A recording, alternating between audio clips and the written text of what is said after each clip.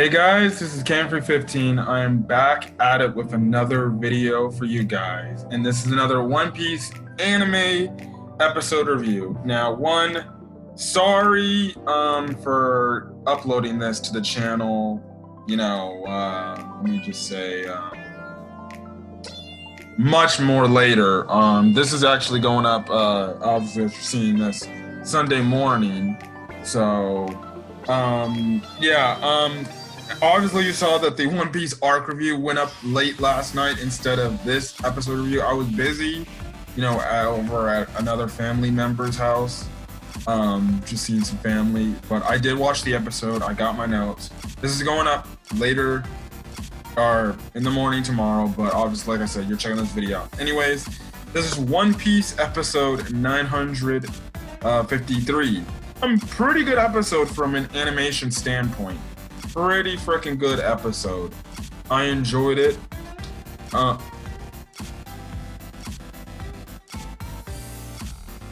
on a second, guys. Anyways, we get introductions to obviously some new characters and some more updates in terms of how the size and the weapons and stuff like that. And then we finally get the revelation of how Hiyori and Kawamastu got separated all those years ago. Anyways, where we last left off last week was the fact that Big Mom and Kaido were obviously colliding and having blows. The animation there was really freaking crazy. Apparently I've also saw on my Twitter timeline that apparently manga purists are not enjoying this fight and stuff like that, are not enjoying the fight, or thinking some things are irrelevant. Listen, my stance is this.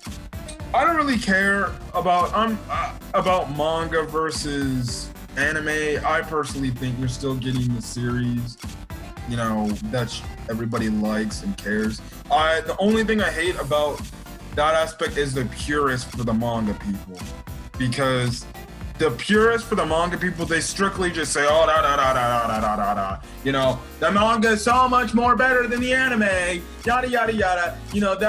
Listen, I never get up in arms about that, but I hate the purists. I do. They get on my nerves. I typically don't make it a vendetta against them, but I hate manga, of anime series, like series adaptations, which you have these manga purists who are just 100% saying, oh, the manga is 100% better than the anime. When the anime has, for One Piece, is actually still a pretty good anime, and it's probably one of the highest watched animes ever. Listen, it is what it is. There's gonna be people out there that are very picky about their stuff. Like I said, if you like to read the manga as opposed to watching the anime, more power to you. I will not, get upset at you and say, no, you need to watch the anime.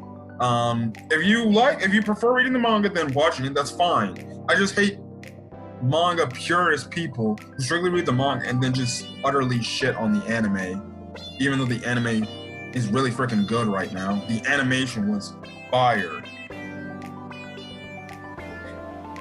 Anyways, they're colliding blow to blow, and my gosh, the animation, like I said, is freaking crazy. Big Mom gives Kaido a freaking punch to the face. They're just going back. They have some other beast pirates telling Kaido could you please stop the fight because you're breaking Onigashima and stuff like that. But that whole, Kaido's like, get out of my way. This is my fight. Shut up. And then you see what's going on under Onigashima and stuff like that, in their little headquarters. Queen essentially is scared. He's trying to get off the island, so he's thinking about going back to Udon, but Babanuki actually calls him back. And he's like, no, you don't need to come back. Udon prison's in check. We got every prisoner back in check. They're all captured. They're put in prison. They're put in their cells. They're done. Only when we cut over to Udon, we realize, oh, it was thanks to Atama's dongos, which obviously control animals, to essentially be able to make him Babanuki under her control, which you get a funny scene how, you know, she's kind of under the control of, he's kind of under the control of her, which again, you know, and, ooh, what's her name? I forgot. Not Otoko, Okiku. Okiku actually mentions about her devil fruit ability, and she's like, that's a very powerful ability. And I'm like, yes, it very much is. For a little girl, it's very much is. She can essentially control people who has animal-like devil fruits and make them under her will. Just imagine if she did that with Kaido. Jeez. Anyways. That was whole funny.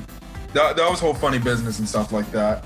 Because she was afraid that the Kibidongo, thanks to the elephant belt trunk thing, essentially, you know, she was cool with it, and they became like best buds essentially. Now we also do see the bosses of the other regions that Hio actually spoke about, and who we saw their silhouette designs a few weeks ago. Now their names are Ocho, who essentially is the boss region, you know, who's the boss of the Ringo region. Omasu, which is the Udon region boss. Sunagoro is the Hakumai region boss. And Yatape is the Kibi region boss. They have all very unique looking design. Well, I would say the one that looks like he has a broom on his head is probably the one that is a very unique design. And they all look pretty cool, interesting characters. It's funny because, you know, they seem very knowledgeable and they know Hio. They obviously know Hio, and it's like, you know, they listen to him mostly. And I found it funny how Luffy called Hio, which we all know, he called him old man or Ji-chan. And they all tried, the other bosses literally tried to kill Luffy because they're called him old man, and they thought he was disrespecting him and everything. But, you know, he was like, no, he saved my life. So they all walk away. They're like, you're lucky. Next time, if you're disrespectful like that, we will kill you. So that was funny. Anyways, what happens is we cut over to Kinemon, Doji, and Inuarashi. And we find out that Doji actually, because if you know earlier, Frankie had to kind of quit, you know, the carpenter job because he couldn't get the blueprints because the master carpenter, you know, the guy who was under, essentially said, oh yeah, I sold it somewhere else to somebody else. And Frank was like, what the hell? And then, you know, stuff like that. We found out that Doji has the blueprints to Kaido's mansion on Onigashima. So, okay, that's good. That's even another plus the fact that Doji's on their side now 100%. And, you know, that's when Raizo calls Kinemon. He tells him everything that's happened to the prison and stuff like that. He also gives an update that now they have 3,500 people from Udon who are going to join the cause on the fight against Kaido on Onigashima. So that is a huge number of people, which goes to show that there's a lot of rebels, thanks to, obviously, Momonosuke convincing them to fight for the cause and stuff like that. Now, Raizo actually goes to say that, yeah, we have all these people, the only thing is we need the weapons to do it. And he says that there are a number of weapon factories around Wano. And essentially, he makes mention how they need weapons because they're tough to get because Orochi essentially banned weapons like, you know, swords and stuff like that. So, you know, people can't rebel against him and try to kill him or assassinate him. Makes sense. So, yeah, that's, I'm guessing, what's going to happen next. Kinemon, he kind of leaves, and he's going to get an update about, he's going to this one village to get an update about weapons stuff. So that's where that storyline goes. We cut over to the snowy area, which I believe is Kibi. I forgot the region area they're in. Now, also you guys remember from last week, the cliffhanger was that Kawamatsu showed up near the bridge area, and, you know, Hiyori and Gyukumaru know who he was. Now, Kawamatsu and Hiyori finally reunite after 20 long years. And essentially, we find out the reason why they were split apart, and they essentially never. This is like, there are. How can I say this? We find out here that how they came together, and we find out how they split apart.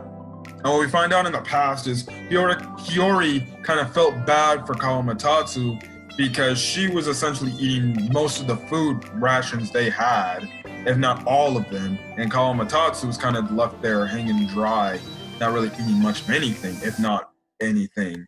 And she felt bad for him. She felt like she was a burden to him, and felt like she was ruining his life because of what was going on in that situation. So she should just ended up running away, and that's when we know, that's when she eventually got taken into the district she was in and became, obviously, we all know, the very voluptuous, one of most beloved lady, Komurasaki. They have a nice reunion there where she's obviously crying tears, and Kawamatsu's like, "Oh, that's why you love them? That makes me feel a lot more better." Like, he literally, and you see the struggle he went. Like, he thought there was this one chick in a school that was freaking like Hiyori, but it turned out it was just an ugly looking chick, ugly looking little girl.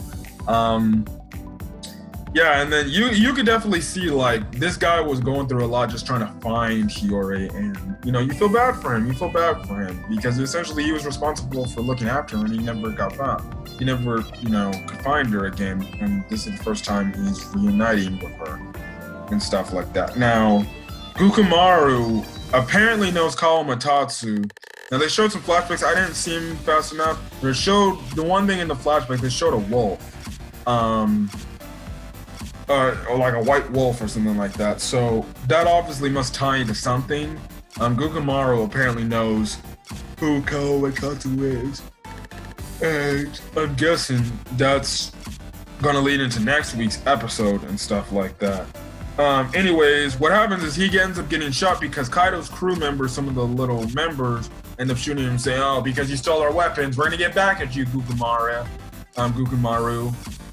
And essentially, you have Zoro and Kawamatsu team up to take these beast pirates down, and then Gyukumaru ends the episode by essentially running away, and he's like, "So Kawamatsu, you are alive."